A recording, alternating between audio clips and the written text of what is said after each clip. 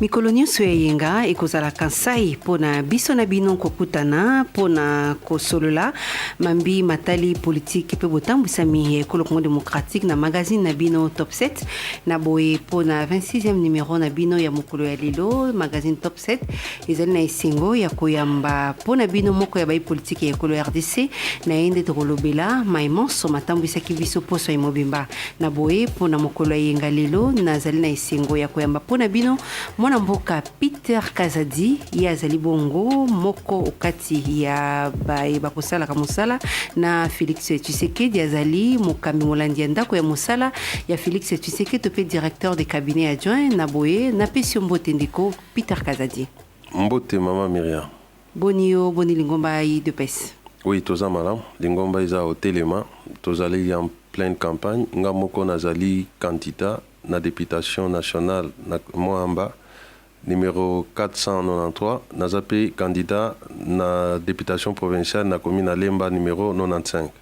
Tolobela no mai matambusaki biso poso mobimba bozongi ya Félix Tshisekedi pe Vital Kamerhe bo talisami na bango liboso ya baimboka pe na o etali pe bokutani ya Félix Tshisekedi na bai politique basusu baye bakatisi na ngambo na ye tolobela pe bobandisi ya campagne na bino oyo ekobanda le 4 nde yango ekotambwisa biso na masolo ya lelo tolingi koyeba naino ntango bozoloba Vital Kamerhe Félix Tshisekedi tike cash nini mpe tokoki koyeba. Oui, cash elingi koloba cap pour les changements ezali kombo ya plateforme na biso électorale oyo touti kosala na Nairobi na Kenya ezali plateforme oyo esangisi bana mboka mibale Vital Kamerhe et Félix Tshisekedi ezali des premières forces politiques de l'opposition na kati ya mboka oyo boyebi IDPS ebimaki toganyaki élection en réalité mais na lokuta oyo ya bandeko basalaki baélection na babimisaki biso neti bato ya mibale tozalaki deuxième Vital Kamerhe azalaki troisième tozwi deuxième na troisième tosangani mpona kosala mutu moko pour que toaligné candidat moko oyo azali lelo Félix Tshisekedi mpona koganye donc tozali effectivement ndenge baloba na lopoto on a mis les caps pour les changements et sengeli mbongwana esalama na kati ya mboka oyo voilà l'essence ya cash ya cash et bon mbongwana ngona Vital Kamerhe lelo bondimi ete aza opposant Vital Kamerhe aza opposant omoni mutu na mutu aza na makambo na ye aza na ndenge na ye monela makambo lelo alongwe na lolenge azalaki kotalisa makambo kala oyo esalaki kosala ke asala carte personnelle lelo andimi tosangana biso pe tolongwe pe na lolenge na biso tobanda komonela makambo kala toboyi pe carte personnelle tolobi totia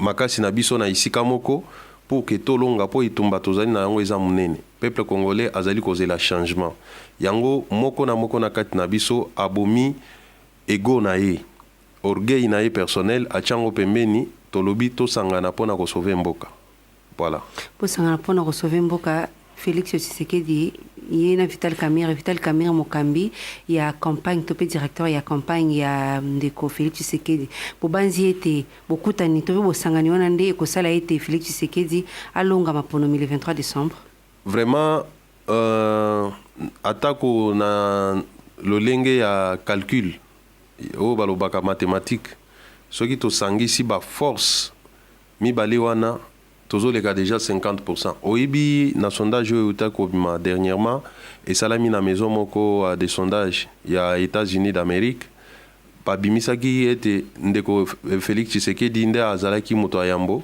na 36%. Moto amisatu azali Vital Kamerhe avec plus de 15%. Soki osangisi 15 na 36 tosi toleki déjà 50%. Donc tozali na ba chance nyonso mpona ogagner.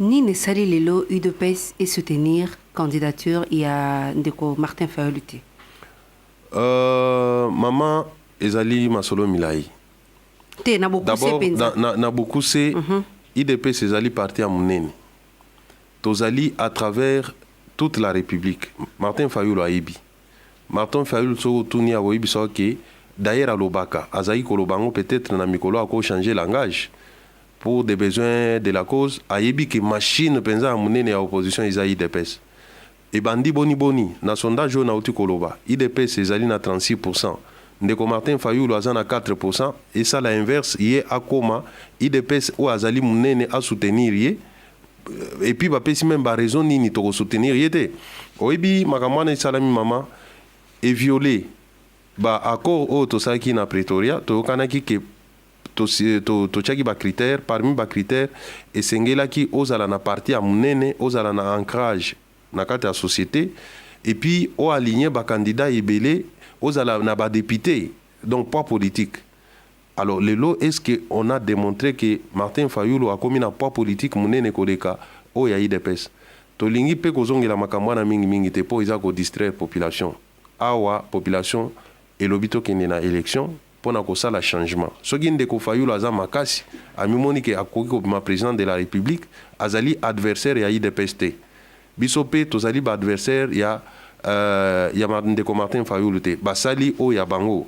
La muka biso tozali na cash essentiel ezali peuple congolais tout kende na alternance. Alternance na bokabwani nde bokolonga ngana moni to kabwani te bokabwani te po bino nyonso adversaire eza moko candidat ya FCC mais bokenzela mibale la muka na cash bokoni te ke baimboka bakokabwana pona kopona Fayulu en ce qui concerne Félix Tshisekedi. En ce qui concerne changement biso totikali na ligne ya changement ndeko Martin Fayulu azali na ligne ya boycott. Ya boycott yani? Ya élection. Alingi élection alobi boy ndeko Martin Fayulu na landi na chaîne moko ya bapaya. Alobi ete mukolo wana ya le 23 décembre. Ba congolais ba kende na bureau ba voter na machine à voter te ba senga bulletin. Alors que ndeko Martin Fayulu intellectuel aibi bien que ceux qui bandeko ba voter na bulletin ba komi na bik na bango ba bulletin na zanil elingi koloba nini Chadari atikala. Donc pour bao bako voter ba ya Chadari bako voter Chadari normalement. Ezali bako voix eko compter. Onyo so bako cha bik eko zala annulé. Donc Fayulu alingi changement te. Mais dès wana nde boyo kana na Afrique du Sud ke bino nyoso botelé na machine à voter. Ya tikali na logique wana bino ne bobongoli maloba après ko kina na bino na Genève. Po ete bino nyoso opposition wana ko telemela machine à voter. Bokomi kuna bobalusi maloba. Ngai na sala ba émission ebele ya minene na démontrer que machine à voter ezali mabe.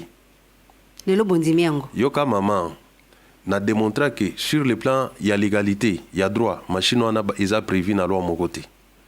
Sur le plan technique, Nathalie si que machine wana ezana ba faille ebele.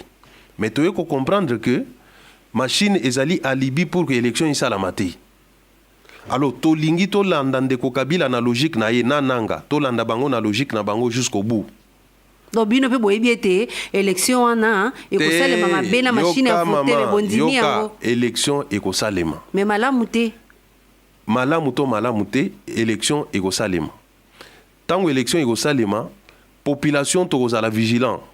Donc biso omoni soki to lobi ke to landi logique wana o ya ndeko nanga to ou bien ya ndeko Martin Fayulu to lobi ke machine eza mabe to longolango élection esala mate oyebi conséquence nango Kabila kotika na pouvoir transition pété maman to kende na ye kaka ti mubu ezali koya kutu mubu wana to ekoya te même 5 ans encore pour lelo bazolo ba ke pona ko organiser élection ezo senga ba milliards ya dollars ebele.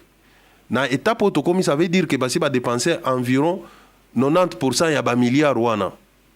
Si pas 95 puisque tikali kaka mikolo muke tikali kaka tokene na urne. Les loto boycotté processus wana. Ndeko Kabila kozwa raison alobi ke nga na dépenser mbongo bino bobebisi maponami donc nga na tikali bopesa nga lisuta na luka ba milliards mususu. Ya ngone bino boboya kikesa. To boyi yango tozo mema bango na logique na bango jusqu'au bout. Nga na yebi ke soki élection isalami ba tozo banga tricherie na machine. Ça c'est la crainte de tout le monde. Ngai na ba étude na sali pona lande la dossier wana dès les premiers jours. Machine à voter yango moko itrichaka te. Machine à voter bako tricher yango et bako utiliser yango pona ko tricher. Ezali batunde ba tricher eza machine te. Na kati ya machine wana eza na mécanisme moko a tricherie na kati ya machine te. Eza nde manipulation bato bako manipuler machine nde ekoki ko mema na tricherie. Yango biso tolobi pona ko combattre tricherie wana. Tozo ba témoin na biso ndenge loi électorale ezo autoriser biso ba témoin bazala na bureau ya vote na centre à compilation. tozala wana mpona kotala ndenge nini bakotriche. Et puis tosengi na population soki ovote kozonga ndako te telema liboso ya porte ti élection esili vote esili babimisi basali ba procès verbaux tokangi yango ba photo et puis toveye ke ba témoin na biso totindi kuna baza na ba procès verbaux bokomona ke toko gagner puisque bandeko wana ba na discours moko te population ako voter bango soki tolobi to boya élection c'est que tolingi bango batikala na pouvoir bango batikala na pouvoir bango pona nini te na esika ete bosala alliance to pe boyokani UDPS na fitna UNC pona nini te na Genève moko na bango pona ki pona mususu te po Vital Kamerhe pona Félix te Félix pa pona Vital Kamerhe te na betelo ali sola Genève na Genève toza na temps pena ko beta liso tongi toyeba soki lelo yo Vital Kamerhe apona ki pona Félix Tshisekedi po pena ki pona Vital Kamerhe mais Martin Fayulu abimite yo kana yebisa yo ezalaki Genève ezali escroquerie politique ya siècle. Eza na bandeko mibale balingi élection esalama te po bango baza te. Eza ndeko Jean-Pierre Bemba na ndeko Moïse Katumbi balingi élection esalama te. Bango bapesi misolo na bango. Misolo bapesi yango nani? Candidat ya la peut-être ba corrompre bato menga na yebi biso to zombongo Katumbi to yambe matin. Misolo pona campagne ba mais ba pesa ye pona bazo pesa ye pona ko ya ko boycotter élection. Bango baza na logique ya élection te. Bango balingi kao esalama na mboko pour que bango bazonga. C'est ça la logique. Et puis, ndeko Martin Fayulu ngana ebi, mutu moko lucide, azalaki toujours opposé na groupe ya G7. Lelo mbala moko ba memie na Mukongo, na G moko très suicidaire pona ye, pe pona mboka andimi osala ngo. Vital Kamerhe na Félix Tshisekedi ne ba memie wana po bango ba mi pona kite. Yoka mama. Kasi yango tikanga na expliquer na lobi que eza escroquerie du siècle. Ba organiser manifestation ana. Ba bengi Vital Kamerhe, ba bise yo to soutenir yo. Babengi Félix Tshisekedi, yo to soutenir yo. Babengi Martin Fayulu, yo to soutenir yo. Bamemi bango na logique wana. Tokomi kona oyebi politique ezali ya alliance. Ndeko Muzito abengi Félix Tshisekedi. Ayebi biso bato abandondo to soutenir yo. Ndeko Martin Fayulu abengi Félix, abengi na se donc na étage na nini na salle bazalaki, na rez-de-chaussée. Abengi pembeni. Place o ezali compro Jean-Pierre Bemba na Kamerhe bazo sala complot contre yo biso ba groupe ya bandu to soutenir yo mais soki to soutenir yo ngana comme premier ministre ba yokani Félix alobi eza ndenge to yokani wana ba entraîner na vote puisque na Pretoria makamba vote ezaki prévité ba memie na vote avec espoir que donc na Pretoria ezalaki ka Félix Tshisekedi yende candidat ezalaki problème ya critère to fixaki ba confronter chaque candidature na ba critère et puis sur base ya consensus makambo nyonso ya Pretoria wana po soki tokendaka kuna Martin Fayulu aza na poids politique te ndeko nani Matungulu aza na poids politique te combat elingaki kotikala entre bato mibale Kamerhe qui a un poids politique et puis Félix Tshisekedi si au moins autour de ces deux là il y avait eu soit vote ou quoi on pouvait comprendre mais oyo bazo éliminer d'abord ils ont procédé par les mensonges la ruse les dol boyokani na moninga frère na bino en Christ o bosambela na église moko olobi yo ko voter nganga na voter yo Félix a voté ndeko Martin Fayulu a voté Matungulu a voté Martin Fayulu Kamerhe a voté Matungulu du coup bango Félix na Kamerhe ba se retrouver na voix moko oh ba ya bango moko ba oyo a se retrouver na 3 voix Matungulu na 3 voix mais ceux qui Félix Tshisekedi a voté à Kamerhe be Kamerhe a voté à Félix Tshisekedi c'est normal maman ezali boy les vrais combats il faut qu'on se le dise était entre Kamerhe na Félix ba kokaki ko se voter te po Félix azako banga Kamerhe azako banga Félix bandeko mibale oyo na tangi oyo ba jouer bango G. Il y a déjà la ruse. L'accord lui-même doit être fondé sur une certaine sincérité. Mais dès le départ, déjà, yozo kosamutu, ngana ko voter, ok, yo voter mutu. Donc, tukangete, na Genève, kuna bakosa ki bango. Na lobi escroquerie. Ce qui est bandaki bon, pour nini kasi ba signa ki kasi. Biloko na ba signa ki yango avant. Maman, c'était une escroquerie montée de toutes pièces. Ya nani? Ya ba organisateur. Na bato ba finança ki nini wana organisation yango. Yo so mona bazo faire signer bino na ba formule maçonnique. Avant, batie biloko moko, signer c'est batou, tout en faisant croire à chacun que ozala yo. Donc signer qui nano avant combo ya Martin Fayulu les quotas. Avant voter salama, avant baye ba candidat commun, si signer ki ba biloko nyonso. Baye ba kite kezaki Martin Fayulu mais signer ki.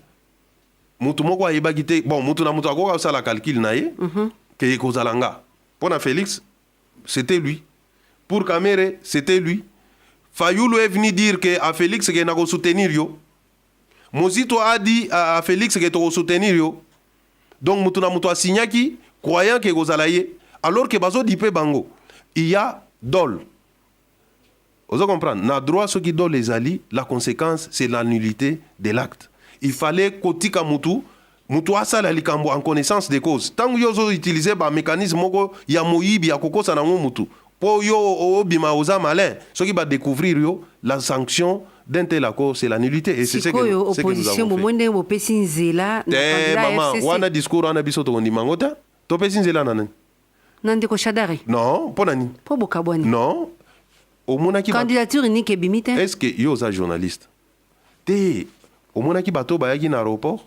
Do bino bondima kaka ba Kinshasa Congo ta Kinshasa tende ko mardi yo moko ti oloba mardi le 4 Félix Tshisekedi azokende na est ya mboka okomona ndenge nini ba congolais oyo balingi changement bakoya koyamba ye ndeko nazokanisa ndeko comme le ministre ndeko Steve Mbikai alobi ete na ba manifestation politique ezala opposition za majorité ba pesaka ba mbongo donc ba fulu wana ekoki kolobela kote tozoloba na calcul normal bobanzi ete bino kaka ndenge bokabwani boye ngape nalandaki maloba ya ndeko Steve Mbikai kaka ndenge bokabwani bokolonga ndeko Shadari ndeko Steve Mbikai alobaki il n'y a qu'un seul parti politique na Congo awa abimisa mbongo te ezali IDPS ya solo ndenge alobaki biso ba mususu topesa mbongo sauf IDPS na IDPS topesa mbongo te bato bango moko bayaka ni tete corruption na tricherie ozo sala na mboko oyo IDPS alinga ozala na pouvoir utakala. Donc pour Nabino Kane bayambaki Félix Tshisekedi na Vital Mukolwana mardi bobanzi ete yango ndeko longi sabino maponomi. Mais maman, c'est ça même la température politique na kata mboka. Pour être élu, il faut la aimer, il faut la porter dans les bras par les peuples. Bolingi nini kasi? Bolingi to sala nini? Na politique ceux qui bazo ya na manifestation na ote balingi ote olonga te. Ceux qui bato baye siko bozo minimiser siko bolingi to sala nini? Lelo bazolo bandeko Félix Tshisekedi azo jouer jeu ya majorité présidentielle. Po bayebi ete ndeko caméra azalaka likolo moko na boîte musuna mukile. Oyebi bakization ne bandakala uta Etienne Tshisekedi azana bomoy. Etienne Tshisekedi azwaka mbongo ya Mobutu na Butu. Elo Mobutu akufi Kabila ye. Etienne Tshisekedi azwaka mbongo ya Kabila tango akendaki na maladie awa Kabila muto aloelaki avion et Kabila muto a financé ba pesi 3 milliards ceux qui 3 millions. Ti nandenge Etienne Tshisekedi auti kokufa to tikali mutu moko te auti aporter ba preuve bakization na ikiteli biso ngai si batanga Kabila pesa ngambongo te avant to kabona babana olobaka Katumbi apesa ngambongo te ndeko Peter Holland. Alors lelo tozokana na Katumbi te abimisa bisika nini apesa ngambongo to apesa membre mususu a parti mbongo te ngana zolo bande ndenge bazolo olandaki ndeko Valentin na zolo ba Valentin alobi azana ba preuve oui na ba reçu oyo ndeko Félix azwaka mbongo na ngambo ya bazali kokamba ikolo yo journaliste ngana za avocat te nalobi olandaki yango réaction na yo ezali ngana ebi Valentin malamu koleka yo te na tuni mutuna kasi yango nazo répondre ote eza ya solo to lokuta Valentin aza mokosi munene yango na bana oloba yo za journaliste ngana za avocat yo journaliste il faut statuer sur les faits. Ngai avocat na statuaka sur des preuves. Ndeko Valentin abimisa babilo kwana. Et puis la question qu'il faut lui poser. Admettons même que ça soit vrai. Ye azui bilo kwana. Ça veut dire que ye pa ke na gozo bisika na bazwaka. Tango mususu masolo kana ezalaka mutu moka ye aloba soki ye azwaka aloba ke yende mutu azwaka. Donc tokoki koloba ete eloko moko ezobongama te na katikati ya. Et puis il y a une logique. Eza maman. Eza na logique moko izo mentalité oyo ya koba congolais atako mutu ango azazoba opesaka bato mbongo na butu na tongo balamuki babandi kofinga yo ozo continuer ka kopesa bango eza politique Ça veut dire quoi cette politique-là? Donc, il y a Moutou tozo détruire l'image de Kabila, tozo dénoncer Bamabe Nayem, ou Ayi Azosala. Pour que on a pouvoir. Pour biso bitumana biso tolobakango na moi clairement que tolingi to remplacer Kabila. Na modèle Nzokande Kabila ye apesa kabiso mbongo poto sala musala. Vous trouvez ça logique? Donc remplacer Kabila quand on vote na machine à voter. Toko voter la Kabila par les votes. Vote wana yosalama. Ezala na machine à voter. Ezala na machine à voter te ngana ibike tokolonga. Et loko il faut totelemela awa. Ezalinde fraude électorale. Il faut to tcha ba témoin ebele. Soki omoni machine o mama ata balongole yango. Soki témoin azate. Kabila a triché kaka. A triché en 2006, a triché en 2011. Bako triché na bangos to tcha ba témoin. Boko mona ki machine wana yosala loko moko te. Ndeko Peter Kazadi, bolobe te bozo banda campagne électorale na bino na Goma. Wani zama tumboli te po boe ki ndeko Martin zo banda oya ye na Beni. Siko zama tumboli pani. Kuna balobi eza ya Martin. Pona ni bobandika kuna. Po eza mboka na biso. Pona nini te bobandi awa ou bien na Kasai. Pona nini bobandika kuna. Donc adversaire na bino ekomi candidat ya Lamuka. Non, na kolobaka bilo bon. Bozo pesa bato mususu poa oyo bazana yango te. Martin Fayulu atikala ozala adversaire na biso te. Adversaire na biso ya Isaac Kabila.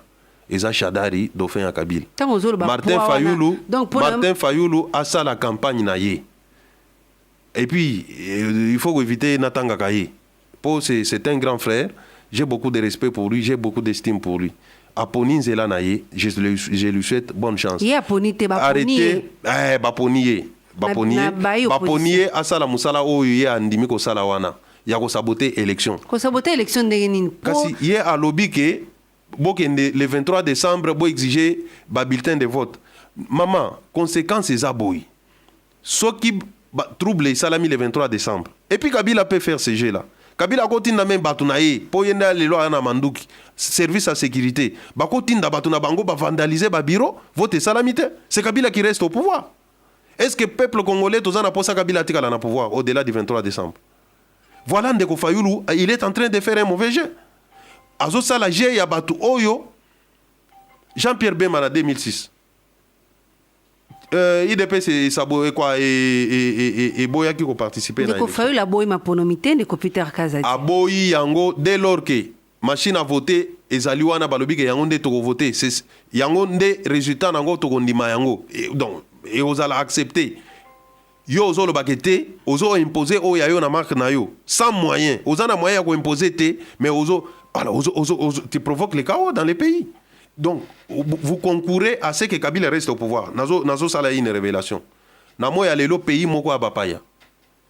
Oyo Kabila babundisi na Kabila titi Kabila coincé bango. Lelo bazana logique, ya Kabila tikala na pouvoir. Bazwa ba transition moko boye salama bazwa bandeko bazana processus te Moïse Katumbi na Jean-Pierre Bemba bazonga na mboka pendant encore 6 et 3 ans ya transition. Kabila nyoko la biso pona ba intérêt ya bapaya. Eza plan oyo ndeko Bemba pe ndeko Katumbi bazako lengela na bandeko wana lobi ya bikolo wana. Mais oui. Basala boni. Kabila tikala na pouvoir basa la transition bango bazonga na mboka. C'est ça. Donc copie de cas. Est-ce que ba kilo amakambono zo bimisa? Maman naza responsable. Ozana bilembo ou bien lelo ko ko ba ete naza lelo na lobby nazali responsable. Et ce que je dis là, nous avons déjoué ces coups-là. Ce qu'on moni lelo bazo finga IDPS de gauche à droite, c'est puisque tous déjoué machination ana. Dit les a que Kabila tikala na pouvoir en contrepartie bango bazonga na mboka. Or mutoazo nyoko na mboka isa Kabila. Pona ba intérêt na bango mibale des individus. Nation mobimba to sibir bango po bango bazana milliard malaki. Milliard malaki yo omoni ete pona bango po sa bango ezaka ke bazonga awa mapona mesale. Mais soki bango bazana pouvoir te moyen ba vivre ça. Ils ont battu leur richesse sur le dos de la population. Ils veulent absolument être là. Et puis vrai dessus à cartésani. IDP c'est tellement populaire. Ceux qui ont pouvoir, comme on était à ANC en Afrique du Sud. Alors il faut tout torpiller, l'élection est salamate. pour que baya ba saboter makambo nyonso IDPS azala na pouvoir te. C'est ça la vérité. Bino bozui IDPS bo commission lokwa mombongo na sima ya Kondo Etienne Tshisekedi kino la kundamite bino bo commission lokwa mombongo IDPS balobi bokomi kosala lokola bomipesaka lokumu 36 ans ya opposition bokomisi mombongo na esika ete bomimonaka lokola neti lokola boumeli donc boza wana mpo bomibetaka tolo na nsima bokoki kozwa lelo mokano lobi bozongeli maloba na bino mpo boza IDPS mokano ya kosigné lobi bolongola mpo 36 ans ya lutte. Ce n'est pas une fierté que tobundi pendant 36 ans sans accéder au pouvoir. Et ça, ce n'est pas un statut normal. Mais c'est ça notre histoire. Nous sommes là en train de nous battre, ça fait 36 ans. Nous avons subi des injustices pendant 36 ans. Nous avons subi des tortures, des tueries, des massacres pendant 36 ans, tout simplement parce que Tolingi Mboka o démocratie salama. Alors Koloba Yango, ezali Mbongo te. Toyebi que quelle que soit la longueur de la nuit, attaque ndenge nini moye ko bima changement eko salama na mboko oyo IDPS ko diriger mboka oyo campagne électorale ezo salema ndenge ezo salema bino IDPS vous a komona ngoboni. Nous sommes sur terrain ngana biso ke naza candidat, je suis en train de battre campagne à Moamba. Nous sommes sur terrain. Kani kolongola ba fiche nyonso. Mais c'est la folie. C'est la folie. Na ebite ba konziango na mboko so yimuto azui pouvoir ba koma kaneti ba mitu ezo sala sous bien ta. Période électorale est une période moko exceptionnelle. La loi a édicté, a limité là où il ne faut pas mettre des affiches. Ezali na ba édifice public. Pour ezali biloko à l'état ya batu nyonso, mutu moko akoko kende ko s'afficher kunate. Mais ce qui ngana zui banderole nanga na tche nanzela pendant la période de campagne, c'est pour me faire connaître. Babi wa holandela bino na l'état. Non. Ozomo na ndenge nini bato na bazoluka ba problème. Mboko iza biso nyonso. Hein? Na bango na biso to andenge moko. Période électorale, c'est une période exceptionnelle. Nous ne répondons pas aux critères de la publicité de la ville. Non.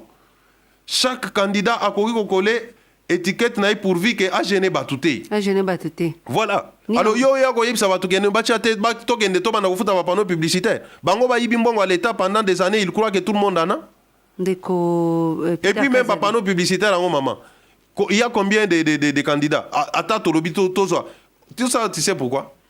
Basomba ki bapano nyonso bakanisi ke bakandida muso bakozanga bisika kocha. Toza na bango maele, la loi va s'appliquer à eux. Oyo akomeka kolongola affiche oyanga na kosala e procès pe ba condamné. Lilo bano asuka bapekisi pepo ya ndeko na bino Fayulu Kita. Bon, na yoka ki nini ministre nini ya Makila lobike batikala osala na bango demande. Ba prouva pété omoni mama na makambo demande basala kango par écrit. Bokomi ba accusé réception soki baboyeli bino bolakisi tala uta mokolo tel to kotisaki demande tala accusé de réception ti lelo bapesi biso ya noté. La kosi. Mais c'est très simple. Si on a introduit la lettre avec accusé de réception balakisa. Soki bandeko bazana pouvoir bazo boya bazo sala mabe. Chaque Congolais a la liberté de se mouvoir comme il veut. Ceux qui m'ont loué un avion, ça ne serait pas la première fois. Etienne Tshisekedi avait loué un avion en 2011. Il y a tous les avions privés na bango. Il faut que bango ba circuler mboka ndenge balingi. Ndeko Peter Kazadi soki penza iki ya kubandela nini toko kubandela na politiki na ekolo Congo démocratique po ete kuko sotoza nango toko banangoti.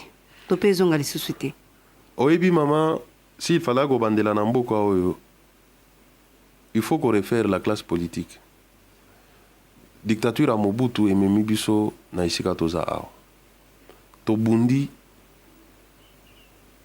tobengani Mobutu. Bandeko ba isika balandika ka makolo Mobutu. Yango nde toza tilelo. Yango IDP saza kubunda. Bambula nyonso eza koleka. Il faut to changer mentalité ya batu. C'est ça qui tue dans ces pays.